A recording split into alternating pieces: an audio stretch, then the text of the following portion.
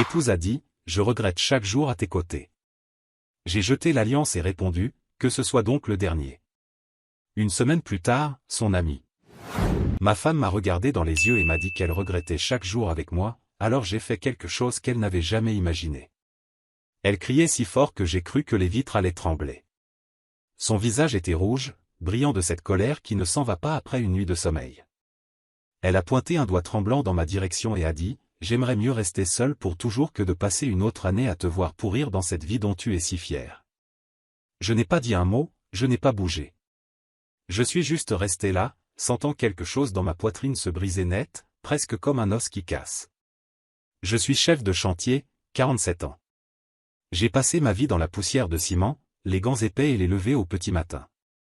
La plupart du temps, je rentrais à la maison trop fatigué pour penser à autre chose qu'au dîner et aux ordres de service du lendemain.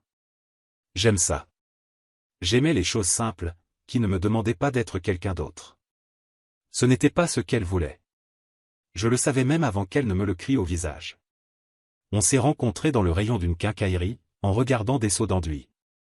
Elle portait un imperméable rouge et jurait tout bas parce qu'elle n'arrivait pas à comprendre la différence entre deux marques. Je l'ai trouvée belle, même si elle avait l'air sacrément frustrée. Quand je me suis proposé pour l'aider, elle m'a regardé des pieds à la tête et a dit, « Vous avez l'air de vraiment savoir ce que vous faites. Tant mieux pour vous. » J'aurais dû comprendre à ce moment-là. Une part d'elle en voulait déjà au fait que je sois si sûr de moi, si installé, dans ma façon d'être. Quand même, on a commencé à sortir ensemble très vite. Tout avec elle était rapide. En 2 mois, elle avait déjà emménagé dans ma petite maison. Elle a commencé à réarranger les placards, à acheter des coussins décoratifs, à accrocher des tableaux sur des murs que je n'avais jamais pris la peine de décorer. Ça ne m'a pas dérangé. Son énergie me donnait l'impression que la vie était plus grande que ce que j'en laissais paraître. Pendant un temps, ça a fonctionné. On se disputait, bien sûr, mais on se sentait vivant. Elle me taquinait en disant que j'étais « rasoir ». Je disais qu'elle était dramatique.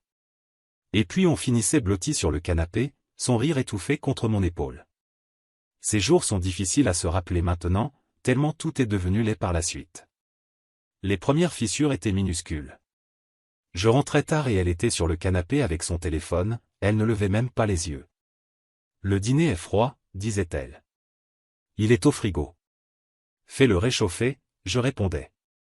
Elle haussait les épaules, faisant défiler l'écran comme si ça n'avait aucune importance que je mange ou non.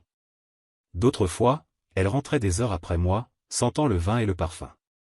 Je levais les yeux de l'émission que j'avais mise juste pour avoir un peu de bruit dans la maison, et elle jetait son sac par terre avec un bruit sourd. « Tu es encore réveillé ?» disait-elle, comme si c'était une accusation. Ouais, je n'arrivais pas à dormir. Elle n'offrait jamais plus que ça.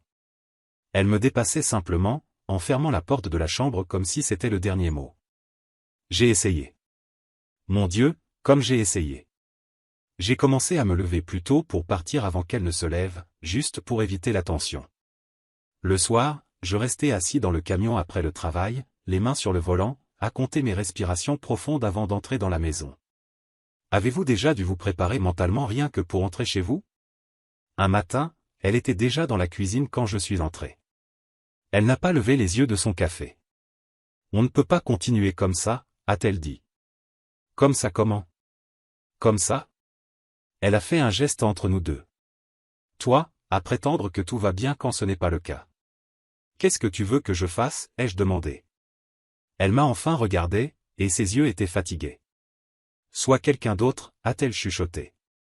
C'est à ce moment-là que j'ai su que rien de ce que je pourrais faire ne serait jamais assez. Mais je ne suis pas parti. Pas encore. J'ai continué à me montrer, à travailler, à payer les factures, à espérer qu'elle se souviendrait qu'il y avait là quelque chose qui valait la peine d'être sauvé. Et chaque jour, elle devenait un peu plus froide. Je pense que les gens imaginent que les pires disputes arrivent dans une immense explosion. Mais ce n'était pas comme ça pour nous. Les nôtres sont arrivés goutte à goutte. De petites remarques au petit déjeuner. Des regards froids qui traversaient la pièce. Des silences qui devenaient si lourds qu'ils faisaient paraître les murs trop proches.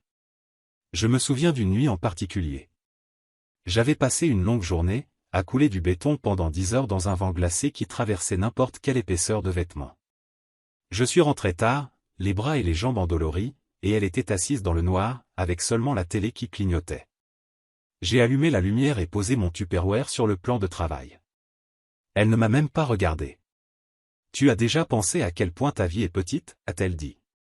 Je me suis retourné lentement. « Petite ?» Elle ne me regardait toujours pas. « Tu rentres à la maison, tu manges les mêmes cochonneries, tu regardes les mêmes émissions. C'est comme si tu étais déjà mort, juste trop têtu pour t'allonger par terre. » J'ai agrippé le bord du plan de travail, sentant mes jointures blanchir. « Tu crois que ça me plaît de rentrer à la maison pour ça ?» ai-je demandé. Finalement, elle s'est tournée. Sa bouche s'est tordue. « Ne fais pas comme si tu tenais à autre chose qu'à ta routine. C'est tout ce que tu es. De la routine. » J'aurais dû partir à ce moment-là, mais je ne l'ai pas fait. Je suis juste resté là, souhaitant pouvoir dire quelque chose qui la fasse cesser de me détester. Au lieu de cela, j'ai secoué la tête et suis allé prendre une douche. L'eau chaude a brûlé ma peau, mais n'a pas atteint le froid dans ma poitrine. Certains soirs, elle cherchait la dispute juste pour voir si je réagirais. Comme si elle avait besoin de la preuve qu'elle pouvait encore me blesser. J'essayais de manger en paix et elle commençait. « Tu sais ce qui est triste ?» disait-elle. Je ne répondais pas. Ça ne changeait rien. C'est que tu crois que tout ça, c'est suffisant. Que tu crois que ça, elle faisait un geste autour de la cuisine, que notre vie a un sens. Elle a un sens pour moi, disais-je, d'une voix ferme. C'est ça le problème, rétorquait-elle. Tu es fier d'être ordinaire. Parfois, je me demandais si elle essayait de me faire partir pour ne pas avoir à le faire elle-même. C'est à peu près à cette époque que les gens ont commencé à remarquer. Mon frère a appelé tard un soir, alors que j'étais assis dans mon camion devant la maison, pas encore prêt à entrer. « Tout va bien, entre vous deux ?» a-t-il demandé. J'ai fermé les yeux. « Ça ne va pas, hein ? Tu veux un endroit où rester ?» a-t-il proposé. « Pas encore. » Il n'a pas insisté. Il a juste dit. « Appelle-moi avant que ça n'empire. » Mick, du boulot, a commencé à poser des questions aussi. On chargeait des fers à béton sur un camion et il m'a regardé, essuyant la sueur de son front. « Mec, t'as une sale tête. »« Merci, » ai-je dit, en essayant de rester léger. « Tu veux en parler ?»« Non. »« D'accord. » Mais il a tapoté mon épaule avant de partir. Ce petit geste m'est resté plus longtemps qu'aucun de ses mots. Un soir, elle est rentrée tard. J'étais assis dans la cuisine sombre, la radio en fond sonore, à manger un ragoût réchauffé. Elle est entrée, a allumé le plafonnier et a plissé les yeux vers moi, comme surprise que je sois encore là. « Tu m'attends ?» a-t-elle demandé. « Non. » J'ai lâché ma cuillère. « Je mange juste. »« Tu as l'air pathétique, assis ici tout seul. » Cette fois, quelque chose en moi a pris feu. Je me suis levé, repoussant ma chaise qui a grincé fort sur le carrelage. « Alors ne me regarde pas, » ai-je dit. Ses yeux se sont écarquillés, surprise que j'élève la voix. En fin du cran, s'est-elle moquée. « Peut-être, » ai-je dit. Ou peut-être que je suis juste fatigué de faire semblant que tu es meilleur que moi. Elle m'a fixé pendant une seconde, comme si elle décidait de poursuivre ou non. Mais au lieu de dire quoi que ce soit d'autre, elle a tourné les talons et est partie, ses pas résonnant dans le couloir. Je ne l'ai pas suivie, je ne me suis pas excusé, je ne me suis pas senti coupable. Je me suis juste rassis et j'ai fini de manger. J'ai commencé à dormir plus souvent sur le canapé. Parfois, elle passait devant moi le matin en allant à la salle de bain et me lançait un regard qui ressemblait presque à de la pitié. D'autres fois, elle ne me regardait même pas. Avez-vous déjà partagé une maison avec quelqu'un et vous êtes-vous senti plus seul que lorsque vous viviez seul? Environ un mois avant la fin, Lena, son amie, m'a appelé. Elle ne m'avait jamais appelé auparavant. Il était tard et j'ai failli ne pas répondre. Je sais que c'est étrange, a-t-elle commencé, d'une voix douce. Mais je ne peux plus regarder ça. Regarder quoi? La façon dont elle parle de toi. La façon dont elle. Elle s'est arrêtée, comme si elle choisissait ses mots avec soin. Elle n'est pas juste envers toi. J'ai passé ma main sur mon visage. Je sais. Tu mérites mieux, a-t-elle dit. Ce n'est pas ma vie, ai-je murmuré. Elle est restée silencieuse une seconde. Peut-être que ça devrait l'être. Après avoir raccroché, je suis resté assis là un bon moment, le téléphone lourd dans ma main. C'était la première fois que quelqu'un disait à voix haute ce que je pensais depuis des mois. Mais malgré cela, je ne suis pas parti. Je pensais encore que si j'étais assez patient, les choses redeviendraient comme avant. C'est la partie la plus idiote de l'espoir, il s'accroche à vous bien après avoir cessé d'avoir un sens. Les nuits ont commencé à se confondre. Je rentrais tard exprès, espérant qu'elle dormait déjà pour ne pas avoir à entendre à quel point j'étais une déception. La plupart du temps, elle n'était pas au lit quand je rentrais. Elle était assise dans le salon, les lumières éteintes, son téléphone illuminant sa main, comme si elle attendait que quelqu'un de mieux se pointe. Un soir, je suis entré avec mes bottes couvertes de boue séchée et elle n'a même pas levé la tête. « Où étais-tu » a-t-elle demandé, d'une voix plate, sans émotion. « Au travail. » Elle a ricané, tout en pianotant sur son écran. « C'est tout ce que tu sais faire. Travailler. Comme si ça te donnait de la valeur. » J'ai posé mon Tupperware sur le plan de travail. Lentement.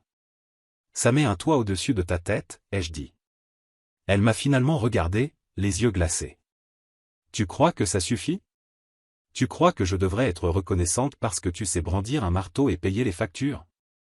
Je crois que tu l'as déjà été, ai-je dit, plus bas que je ne le voulais. » Sa mâchoire s'est serrée. J'étais jeune et stupide, peut-être. Je n'ai pas répondu. Il ne restait rien à dire qui n'ait déjà été dit une centaine de fois dans 100 disputes mesquines et épuisantes. Je suis allé prendre une douche, ma main tremblant pour bien plus que de la simple fatigue. Elle a commencé à sortir davantage. Au début, elle donnait des excuses, dîner avec une amie, réunion de travail. Puis elle a arrêté de se donner cette peine. Je rentrais et sa voiture était partie, la maison était sombre. Je mangeais ce que je trouvais dans le frigo, lavais mon assiette et restais dans le silence. À cette époque, mon frère a rappelé. « Ça va » a-t-il demandé, la voix basse. Oui. Je n'étais pas convaincant, même pour moi-même. T'es sûr ? T'as pas besoin de jouer les durs avec moi. J'ai avalé ma salive. Elle n'est pas heureuse. Et je ne pense pas pouvoir la rendre heureuse à nouveau. Tu crois qu'elle veut que tu essaies ? Je n'ai pas répondu parce que nous connaissions tous les deux la vérité. Je suis là, a-t-il finalement dit. Quand tu seras prêt à en finir. Quelques jours plus tard, elle est rentrée tard, les cheveux humides de la bruine dehors. J'étais assis à la table, des papiers éparpillés, factures, notes, reçus de la quincaillerie. Elle a retiré ses chaussures d'un coup de pied et est restée là à me regarder. « Tu as l'air pathétique » a-t-elle dit. J'ai levé les yeux. « Merci. » Elle a croisé les bras. « Tu crois vraiment que c'est une vie, ça ? Te traîner, te tuer au travail, manger du vieux ragoût dans une maison qui sent le renfermer. Je trouve ça honnête, ai-je dit. Vraiment, a-t-elle craché. Son téléphone a vibré et elle a regardé l'écran, sa bouche se tordant en un quasi-sourire. Puis elle est passée devant moi, me laissant seul avec le bruit de la pluie qui frappait contre les fenêtres. C'était la première fois que j'ai failli faire ma valise. J'ai failli. Au lieu de cela, j'ai encore dormi sur le canapé. Je me suis réveillé avant l'aube, j'ai fait du café et je suis allé travailler. Je me disais que je restais parce que je l'aimais encore. Mais la vérité était que je restais parce que je ne savais plus quoi faire d'autre. Un matin, je déchargeais du bois d'une plateforme quand mon téléphone a vibré. C'était Léna. « Je peux t'appeler ? » Je n'ai pas répondu tout de suite. J'ai attendu la pause, assis à l'arrière du camion. Je l'ai rappelé. « Désolé si je dépasse les limites » a-t-elle commencé. « Dis simplement, ai-je dit. » Elle a soupiré. « Elle parle de toi comme si tu étais un poids, comme si tu n'étais rien. » J'ai fermé les yeux. « Je sais. »« Non, tu ne sais pas » a-t-elle dit, la voix tremblant légèrement. « Tu n'as pas idée à quel point c'est moche. Comment elle rit de toi dans ton dos. Comment elle dit aux gens que tu es trop simple pour avoir un jour le courage de la quitter. » J'ai senti quelque chose dans mon estomac se décrocher. Ce n'était pas de la douleur, ni de la colère. Juste une certitude froide. « Merci de me l'avoir dit » ai-je dit. « Tu mérites mieux » a-t-elle chuchoté. J'ai raccroché et je suis resté assis là un bon moment, à regarder la sciure de bois voler dans la cour, portée par le vent. Ce soir-là, elle est rentrée tard à nouveau. Je ne lui ai pas demandé où elle était. Je n'ai même pas levé les yeux quand elle est passée devant moi. Et pour la première fois, elle a semblé mal à l'aise, comme si elle avait réalisé que je ne jouais plus mon rôle. Le lendemain matin, mon frère est apparu sans prévenir. Il a frappé à la porte et est entré sans attendre de réponse. « Mon Dieu » a-t-il murmuré, regardant autour de lui. « Cet endroit ressemble à un tombeau. »« Ouais. » ai-je dit. Il s'est assis en face de moi. « Tu es prêt à en finir ?» J'ai fixé la table, les marques et les égratignures sur le vieux bois. « Presque. Tu sais que tu peux rester chez moi. »« Je ne vais pas quitter ma maison, » ai-je dit. « Alors mets-la dehors. » J'ai levé les yeux. Les siens étaient fermes. « C'est toi qui as construit cet endroit. Tu as travaillé tous les jours pour le payer. Tu n'as plus à lui céder un seul centimètre. » J'ai acquiescé, sentant quelque chose se mettre en place en moi. « Je sais. » Il a serré mon épaule et s'est levé. « Appelle-moi quand ce sera fait. » Ce soir-là, elle est entrée et m'a trouvé assis dans le salon, un petit sac prêt à mes pieds. « Qu'est-ce que c'est » a-t-elle demandé. « Des options, » ai-je dit. « Pour toi. » Ses sourcils se sont arqués. « Tu crois que tu vas me mettre à la porte ? » Je ne crois pas. Je sais. Elle a eu un rire méprisant. « Tu ne le feras pas. Tu n'as pas le cran. » Je me suis levé lentement. « Regarde-moi. » Sa bouche s'est ouverte, mais rien n'est sorti. Et pour la première fois depuis des années, j'ai senti le sol sous mes pieds redevenir ferme. Je n'ai pas conclu cette nuit-là. Je n'ai pas sorti de papier. Je ne lui ai pas dit qu'elle avait une semaine pour décider où elle irait. J'ai pensé que je devais peut-être ça aux années passées ensemble lui donner une chance de dire quoi que ce soit, n'importe quoi qui me fasse croire que nous n'étions pas tout à fait finis. Mais elle n'a rien dit. Elle a juste continué à marcher dans la maison comme si j'étais une chose collée à sa chaussure. Le lendemain matin, je me suis réveillé avant l'aube. Je me suis assis à la table de la cuisine, buvant mon café dans le noir. Je l'entendais bouger dans la chambre. Ses pas étaient rapides, impatients, comme si elle était en retard pour quelque chose d'important. J'ai attendu qu'elle entre dans la cuisine, les clés à la main, le sac à l'épaule. « On doit parler » ai-je dit. Elle ne m'a même pas regardé. « Je n'ai pas le temps. »« Trouve le temps. » Ses yeux se sont levés, perçants. « Quoi ? » ?»« Assieds-toi. » Elle a hésité, puis a jeté son sac sur le plan de travail, a tiré une chaise et s'est assise en face de moi. Son expression n'était déjà plus que de l'irritation. « D'accord. Dis ce que tu as à dire. » J'ai respiré lentement. « Tu n'es pas heureuse. »« Je ne suis pas aveugle. » Elle a levé les yeux au ciel. « Et voilà. »« Et moi non plus, je ne suis pas heureux, » ai-je continué. « Tu détestes la vie qu'on a construite. Tu me détestes parce que je ne suis pas quelqu'un d'autre. Et je déteste ce que c'est devenu. » Elle a croisé les bras. « Et alors ? Tu as enfin trouvé du courage ? » « Peut-être que oui, » ai-je dit. « Peut-être que je suis fatigué de vivre avec quelqu'un qui ne me supporte pas. » Elle a ricané. « Ne fais pas comme si tu étais une victime. » Je ne fais pas semblant. Ma voix était calme. « Je suis l'idiot qui a cru que s'il travaillait assez dur, tu te souviendrais pourquoi tu m'avais choisi. » Son visage s'est durci. « Je ne t'ai pas choisi. Je me suis résigné à toi. » Je l'ai regardé droit dans les yeux.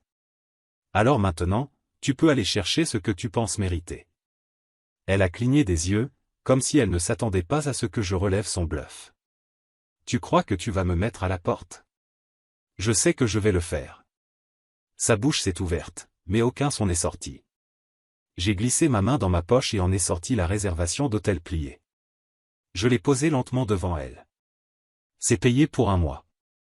Après ça ? » J'ai marqué une pause. « Ce sera ton problème. » Ses mains ont tremblé quand elle a pris le papier. « Tu es pathétique » a-t-elle chuchoté. « Peut-être. Mais j'en ai marre d'être ton punching ball. » Ses yeux se sont mis à briller. Je me suis demandé si elle allait pleurer. Une partie de moi l'a presque espéré, mais elle n'a pas pleuré.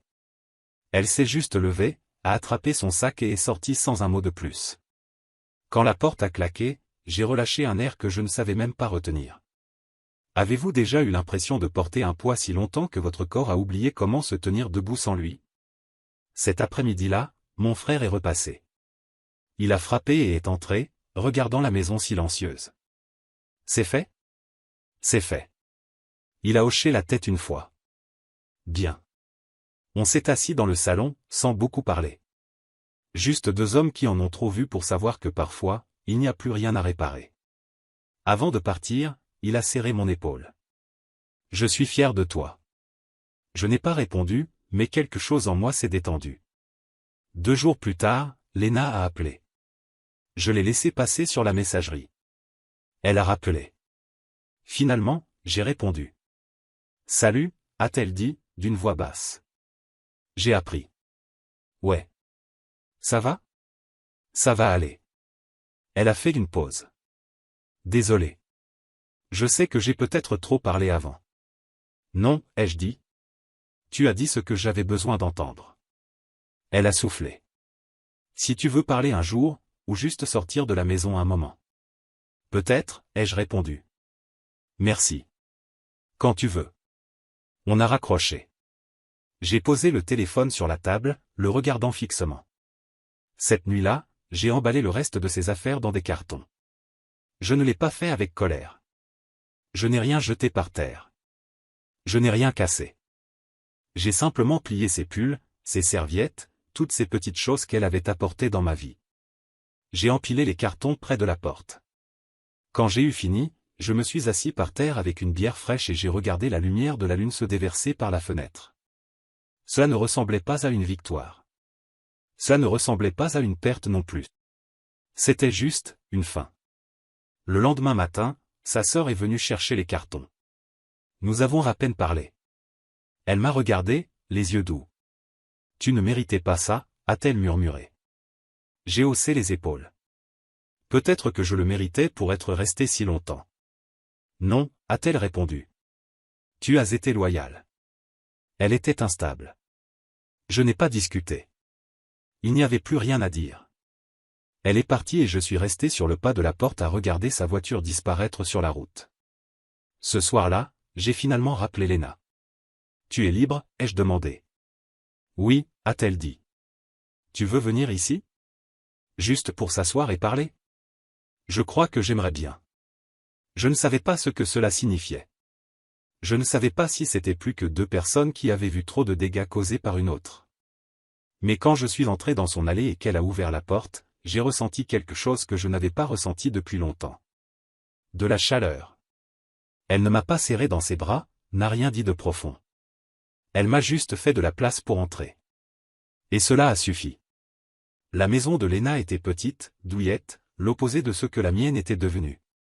Dès que j'ai franchi la porte, j'ai senti une odeur de nourriture, des oignons revenants, peut-être de l'ail, et cela m'a frappé d'une manière étrange, parce que cela faisait longtemps qu'une cuisine ne semblait pas aussi accueillante. Elle a pointé le canapé du doigt. Assieds-toi. Je vais te chercher quelque chose à boire. Je me suis assis lentement, les épaules raides.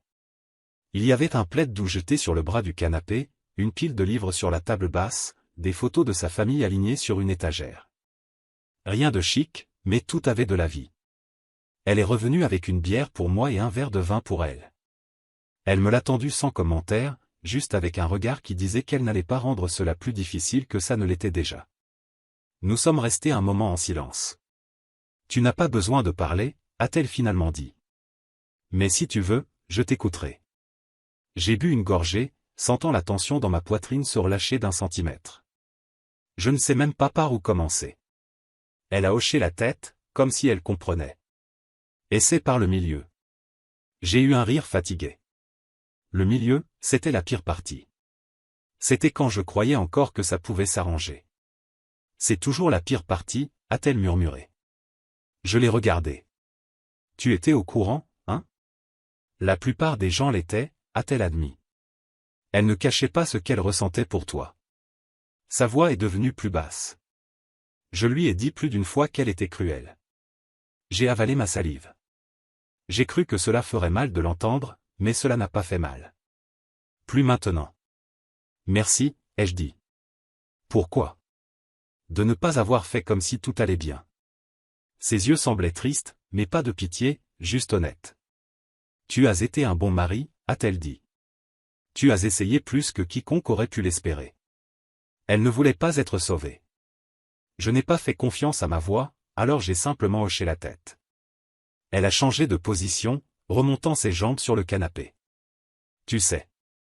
A-t-elle dit, presque pour elle-même. C'est ok d'admettre que tu es soulagé. J'ai regardé mes mains. Je le suis. J'en avais marre d'être le seul qui tenait à notre couple.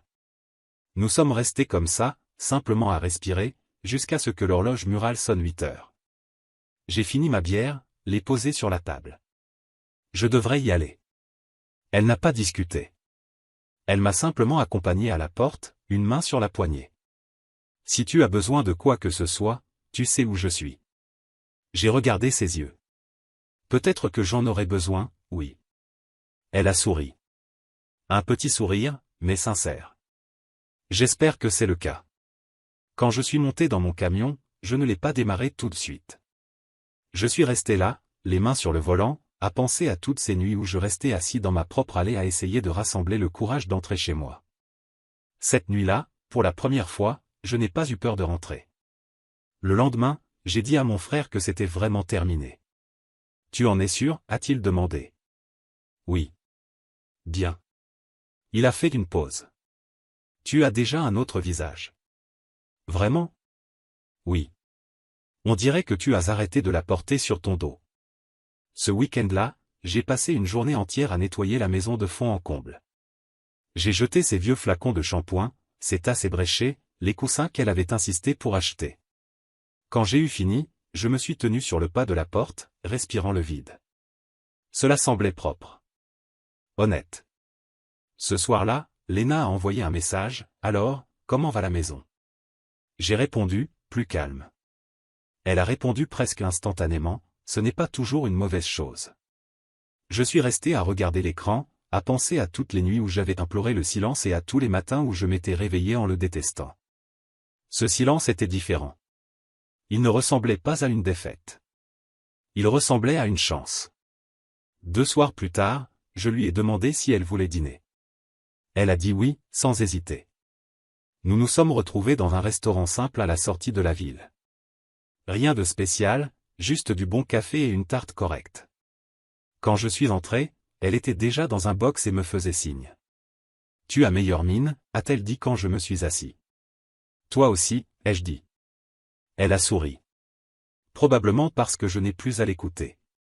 J'ai secoué la tête. « Tu as toujours été honnête avec elle. » Elle ne voulait pas d'honnêteté, a dit Léna. Elle voulait quelqu'un pour lui dire qu'elle avait toujours raison. Elle a épousé le mauvais homme pour ça, ai-je dit. Nous avons ri ensemble et, un instant, tout a semblé presque facile. Le dîner n'était pas un rendez-vous. Pas exactement. Nous n'avons pas parlé d'avenir. Nous n'avons pas fait de projet. Nous avons simplement mangé, bu du café et nous sommes rappelés ce que c'était que d'être assis en face de quelqu'un sans avoir l'impression d'être sur le point d'être jugé. Quand l'addition est arrivée, j'ai automatiquement tendu la main. Elle a couvert la mienne de la sienne. Laisse-moi payer. Non. Juste cette fois. Je l'ai regardée, j'ai vu quelque chose de ferme dans ses yeux, et j'ai laissé tomber. D'accord. Elle a payé, et quand nous sommes sortis dans la nuit froide, elle a glissé sa main dans mon bras. Ça n'a pas besoin de signifier quoi que ce soit, a-t-elle dit, d'une voix douce. Je sais. Mais cela signifiait quelque chose. Peut-être pas tout. Peut-être seulement le premier pas vers quelque chose que je ne m'étais pas permis d'espérer. Et cela suffisait déjà. Quand je suis rentré chez moi, la maison semblait à nouveau différente. Pas vide, pas lourde, juste mienne. J'ai éteint les lumières, verrouillé la porte et je suis resté immobile dans le silence. Avez-vous déjà eu l'impression d'être enfin sorti d'une tempête et d'être entré dans un endroit calme? Moi, oui. Et pour la première fois depuis très longtemps, je n'avais pas peur de la suite. Quelques semaines ont passé.